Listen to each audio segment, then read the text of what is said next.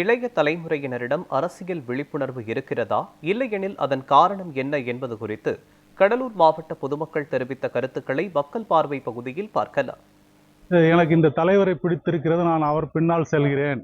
எனக்கு இந்த சின்னத்தை பிடித்திருக்கிறது, நான் அவர் பின்னால் செல்கிறேன் என்று செல்லுகின்ற கடந்த அரசியல் வரலாற்றில் தற்போதைக்கு தனிநபர் வழிபாட்டின் கீழ் ஒரு சினிமா நடிகர்களின் பின்னால் திரளுகின்ற பல லட்சக்கணக்கான இளைஞர்களுக்கு என்ன போதிய அரசியல் விழிப்புணர்வு இருக்கிறது என்று பார்த்தால் ஒரு அரசியல் விழிப்புணர்வுமே அவர்களிடம் இல்லை.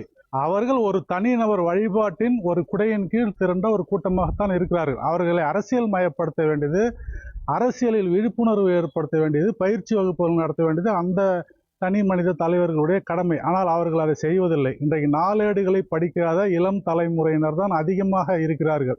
நீங்கள் ஒரு பொது அறிவு, அரசியல் விழிப்புணர்வு, பார்வை வேண்டும் என்று சொன்னால் தினசரி நாளேடுகளை படிக்காமல் எந்த ஒரு விழிப்புணர்வையும் இந்த இளைய தலைமுறையினர் அடைந்துவிட முடியாது. அவர் எவ்வளவு கல்வி கற்ற மெத்த படித்த மேதாவியானாலும் அரசியல் விழிப்புணர்வு என்பது தற்காலத்தில் இந்த தலைமுறைக்கு, இந்த நாட்டுக்கு தேவையான ஒரு கருத்து, தலைப்பு.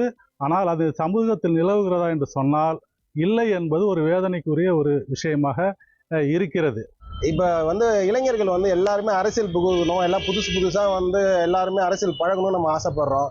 இவங்க என்னன்னா பழைய ஆளுங்களை பார்த்து புது இளைஞர்கள் வரமாட்டாங்க.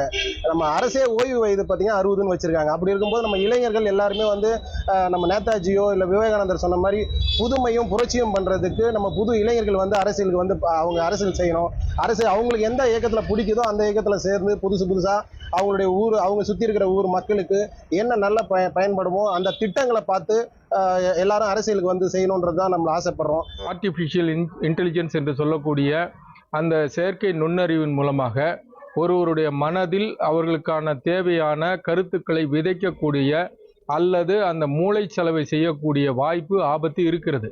அந்த ஆபத்திற்கு இன்றைக்கு இளைய தலைமுறையினர் பலியாகி இருக்கிறார்கள் என்றுதான் அச்சப்பட வேண்டியது இருக்கிறது. ஏனென்றால் செய்தித்தாள்களை வாசிப்பதும் ஊடகங்களில் வெளிவரக்கூடிய செய்திகளை கவனித்து அதற்கு பின்னால் இருக்கின்ற அரசியலை உணரக்கூடிய தன்மை என்பது இன்றைக்கு குறைந்திருக்கிறது.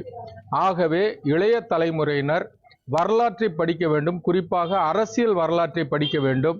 தமிழ்நாட்டில் நிலவக்கூடிய தட்பவெட்பத்தினுடைய சூழ்நிலைகளை, அது அரசியல் தட்பவெட்ப சூழ்நிலைகள், இன்னும் குறிப்பாக சொல்ல போனால் எந்தெந்த பகுதிகளில் எந்தெந்த பிரச்சனையின் அடிப்படையில் அரசியல் தீர்மானிக்கப்படுகிறது என்பதை அவர்கள் உற்று நோக்க வேண்டும். இதற்கு பிறகு எந்த வாக்குச்சீட்டை எந்த வகையில் செலுத்த வேண்டும் என்கின்ற முடிவை அவர்கள் எடுக்க வேண்டும். குறிப்பாக சொல்ல போனால் இளைஞர்களிடம் அரசியல் விழிப்புணர்வு என்பது குறைந்திருக்கிறது என்பதுதான் என்னுடைய கருத்து.